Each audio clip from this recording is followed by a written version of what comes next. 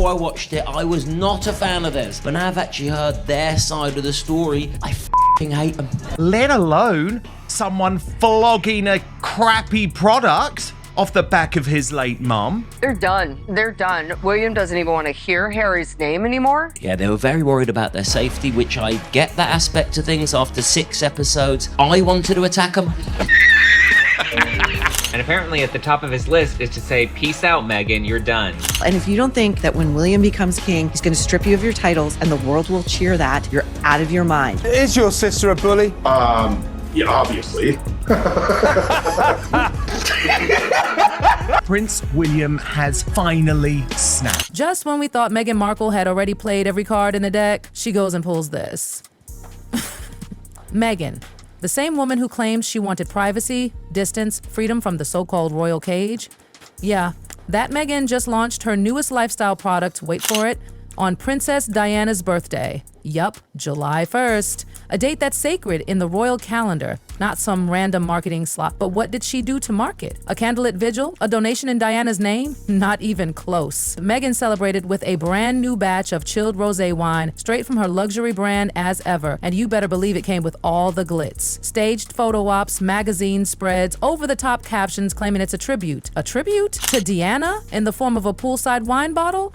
Enough is enough. He has told friends he will strip Meghan Markle of the HRH title. I quote you here. Me and M pulled the pin on a fun grenade. I actually started rooting for Prince Andrew. That's not the worst part. She didn't even try to tone it down. Hello Magazine came in with the full PR spin, describing Meghan as having this deep, emotional connection to her late mother-in-law, the woman she never met. But sure, let's roll out that Napa Valley rosé and pretend it's sacred. The puff pieces were dripping with glow. Emotional resonance here, luxury wine there, a sun-kissed product photo, a moody quote, and boom, they expect us to believe it's all from a place of genuine grief? Please, royal expert Angela Levin didn't hold back.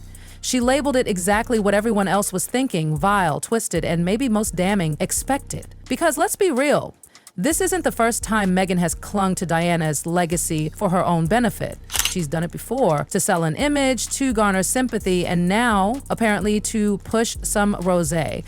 On the website now, they are simply known as the Duke and she for Meghan, not his or her Royal Highnesses, which fills me full of joy. Angela was done playing nice, and honestly, she wasn't the only one. Even seasoned commentators were saying they felt sick. Not shocked, not uncomfortable, just sick. And when you look at the reaction online, you see why. People weren't just mad, they were stunned. Like Meghan had ripped open an old wound, poured herself a glass, and toasted to it, all while posing for the camera. She chose this date. It could have been June 30th or July 2nd, but no, it was Diana's birthday, and that left everyone asking one unavoidable question. Was this about legacy or leverage? Because right when things started to boil, her PR machine kicked into high gear.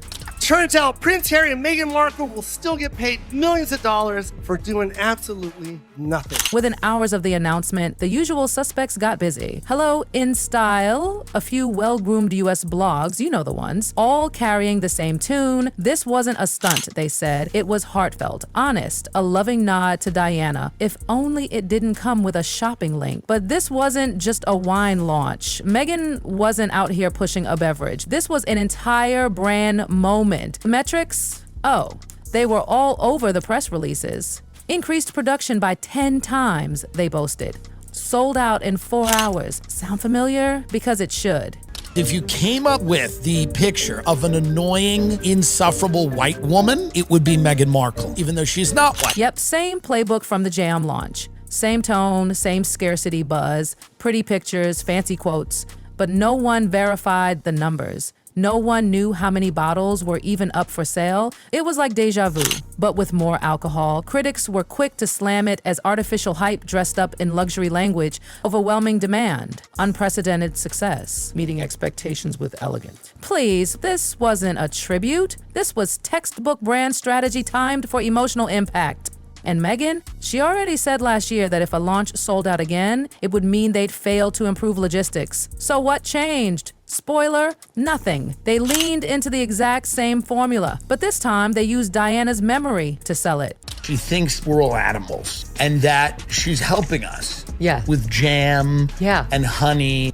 scarce. And the visuals? Let's just say Diana probably rolled in her grave. There was a painfully curated Instagram video, soft filters, pastel pinks, poolside elegance. Kind of content that screams aspirational, not authentic. And while the press danced around it, Prince William wasn't dancing at all. Publicly, he said nothing. No statement, no reaction, not even a blink. But insiders, oh, they were talking. And they said William was fuming. Because if there's one thing William has protected with his life, it's his mother's legacy. And to see it paraded around, sold out, and reduced to a chilled wine launch was the final straw. Back when Diana passed, William was adamant. No over-the-top commemorations, no overuse of her name, just quiet, dignified remembrance. Even Harry agreed. But that pact, it's shattered now. And William wasn't just mad about the stunt. He was heartbroken about the disrespect. Meghan didn't just borrow Diana's name, she hijacked it, slapped it onto a luxury wine label, and twisted it into a product pitch. That's what hurt most, because William's been honoring his mother with grace. Meghan turned her memory into a brand asset.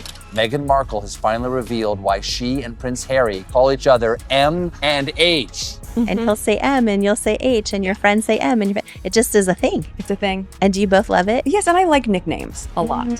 What could it be?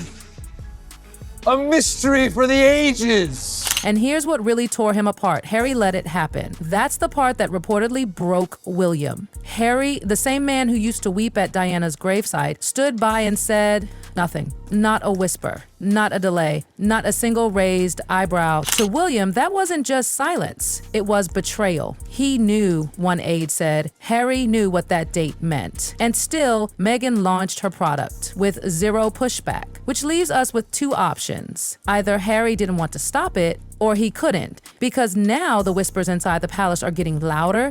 William doesn't just blame Meghan, he blames both of them. And this might be the moment that broke the brothers beyond repair. And sadly, it's not even new, because Meghan's obsession with Diana, oh, it runs deep. This isn't the first time she's invoked the late princess to polish her brand. From interviews to yoga sessions to podcasts, Meghan's been claiming Diana's presence like it's her spiritual co-star. There was even a story that Diana visited her during a yoga stretch. Seriously. To critics, that's not connection. It's performance. A curated mythology that paints Meghan as Diana's emotional heir, and many argue that Diana doesn't belong in Meghan's branding strategy because, truth be told, Diana was never hers to use. They never met, never spoke. And while Meghan may feel a bond, feelings don't equal rights. And what we're seeing now, it's not mourning, it's marketing. Diana has become the face of Meghan's brand's story, a woman reimagining her identity through the ghost of a princess she never knew. The understanding is that when he becomes monarch, they will be formally stripped of the HRH. And I'm sure Prince William has a lot of support from the public. And even Meghan's fans are having a hard time defending this. It's one thing to mention Diana in passing, but to tie her memory to product launches is exploitative. Emotional grave robbing, weaponized nostalgia, and it affects more than public perception. It affects Harry. Insiders say Meghan often brings up Diana behind closed doors, telling Harry things like, "Your mom would be so proud," or "She would have loved us together." To a man still haunted by grief, those words cut deep. Critics call it emotional manipulation dressed as spiritual connection, because if Harry genuinely believes that Diana's watching from above, cheering them on, how could he ever say no? How could he leave? That's not just branding, that's control. And the worst part, Harry isn't pushing back. He's not defending Diana, he's not setting boundaries, he's just disappearing. He's missing from the entire narrative. And that silence, it's louder than any press release. Because here's the brutal truth. The Harry we once knew, the cheeky prince, the bold one, he's fading. And the Harry that's left, according to insiders, he's not in control. One former palace aide put it bluntly, he's not the prince in this story anymore. He's the passenger. And you can see it. Just look back at that podcast moment when Meghan claimed Diana was guiding their relationship from beyond, literally saying she felt her presence during yoga. And Harry, he just smiled, nodded, like it was all perfectly normal. As if invoking his dead mother as a spiritual life coach was totally casual. Just when you think it cannot get any more gross, just when you think there is nothing sacred that Meghan Markle has not yet used, she goes and does this. But it wasn't just awkward, it was strategic, because by staying silent, Harry avoids conflict. He doesn't have to choose between Meghan and his brother. He doesn't have to admit that something's wrong. But for a man who once cried publicly for his mother, who begged the press to stop dragging her name through the mud, this silence feels like betrayal. Some say it's cowardice. Others, control. Either way, the Harry we're seeing now isn't standing for anything. Angela Levine, who spent years covering the royals, said Harry looks robotic, shrunken, and not well. That sparkle, the one that made people love him, it's gone. Now, he just looks lost. And maybe the saddest part of all, nobody knows if he'll ever come back from this. Meanwhile, Meghan, she wasn't done, because just when public outrage was hitting its peak, she dropped a thank you video, a soft, polished clip thanking fans for the support on her Rose launch. But what people noticed wasn't Meghan's words, it was Lilibet. She appears in the clip wearing a sweet little pastel pink outfit, holding a plush toy. Innocent, right? But royal watchers saw everything. That toy, it wasn't just any plushie, it was a rainbow-colored Jellycat, the exact same one Princess Charlotte posed with in 2015. And just like that, the accusations started. Copycat branding. The fake Duchess using Princess Diana's birthday to launch her new wine range. The Daily Mail went in hard, calling it a calculated move and part of Meghan's obsession with mimicking Kate. Twitter, Instagram, even TikTok lit up with side-by-side comparisons. Princess Charlotte in her pastel dress with that toy, and now Lilibet posing the same way. And when you line it up with the wine launch on Diana's birthday, ooh, the theory formed fast. Is Meghan trying to recreate the same public affection Kate and Willem earned organically, but through Instagram aesthetics?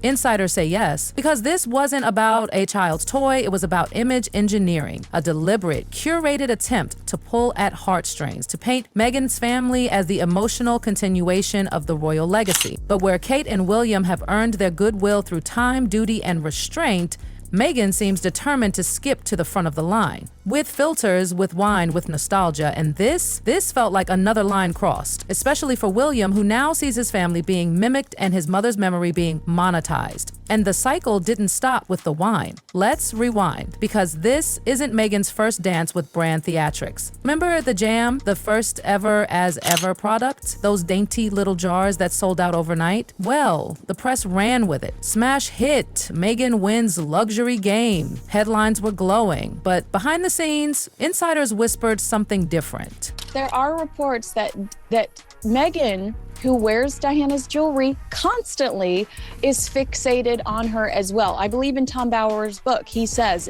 it's her objective to be Diana 2.0.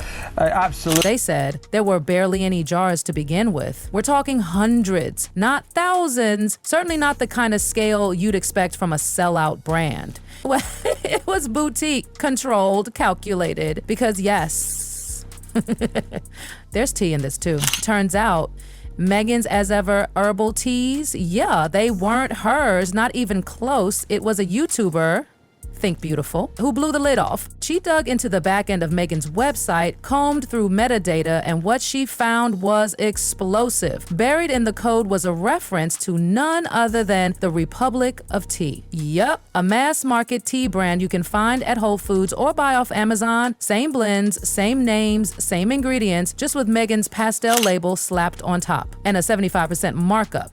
But by far the most sickening part of this show for me was the constant use of Harry's late mother, Princess Diana, to stoke sympathy for Meghan. Having known both women, Princess Diana and Meghan Markle, I can say with absolute certainty they had nothing in common whatsoever. I couldn't think of two women more different. Critics had a field day. Same tea, double the price, half the honesty, one comment read. Others posted side-by-side photos showing Meghan's tea was just rebranded Republic of Tea products. And Meghan, once again, dead silent. No apology, no explanation, just more soft luxury content on social media like nothing had happened. And let's not forget, this was happening while Diana's wine launch was days away, and Meghan's turning it into a brand narrative that people are either buying into or watching unravel. And maybe that's what hurts the most for people like William. He spent decades trying to protect his mother's memory from being exploited, from becoming tabloid fodder, from being sold, and now he's watching it all play out with a price tag. He's watching his brother, his own brother, stand by as their mother's birthday becomes the backdrop for a product launch. And the heartbreak? It's not just about Meghan. It's about Harry's silence. Because if there's anyone who should have said, not on Diana's birthday, it was him. But he didn't. And people are beginning to wonder, can he? Because Harry, once the loudest voice defending Diana, has now become the quietest one when it matters most. It's not that Meghan's selling wine. It's that she's selling a version of Diana the world doesn't recognize. A carefully edited, calligraphy-wrapped Diana, one who drinks rosé by the pool and endorses luxury brands in spirit. But the real Diana, she was flawed, fierce, emotional, human, and she would have hated this. So now, all eyes are on Meghan. Because when you use someone's grave as a stepping stone for your next launch, people remember. And when that someone is Princess Diana, people don't forget. So tell us, did Meghan cross the line with this rose drop? And where does Harry go from here? Let us know your thoughts in the comments, because something tells us this royal drama is just getting started. Like, subscribe, and buckle up. The next chapter, it's coming faster than you think.